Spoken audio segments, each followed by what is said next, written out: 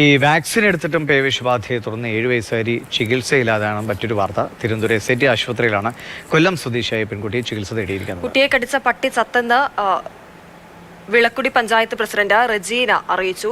പട്ടി കടിച്ച ദിവസം തന്നെ ചികിത്സ തേടിയിരുന്നുവെന്ന് കുട്ടിയുടെ അമ്മ ഹബീറയും പറയുന്നു. അതേസമയം ചികിത്സ നൽകുന്നതിൽ വീഴ്ച സംഭവിച്ചിട്ടില്ല എന്നാണ് ആശുപത്രി അധികൃതരുടെ വിശദീകരണം.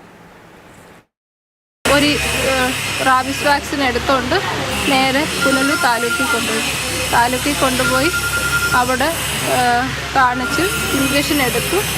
മുറിവിന് ചുറ്റും ഇഞ്ചക്ഷൻ എടുത്തു. ഡോക്ടർ പറഞ്ഞു സർജനെ മുറിവ് കാണിച്ചെങ്കിൽ മാത്രമേ ഡ്രസ്സ് ചെയ്യാവോ സ്റ്റിച്ച് ചെയ്യാവോ എന്നറിയാവോ എന്ന് പറഞ്ഞു.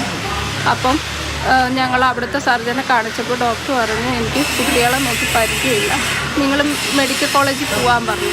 ഇപ്പോഴത്തെ നിലവിലെ കണ്ടീഷൻ സീരിയസ് ആണ്. ഇന്ന് രാവിലെ കുഞ്ഞ് വെന്റിലേറ്റഡ് ആയിട്ടുണ്ട്.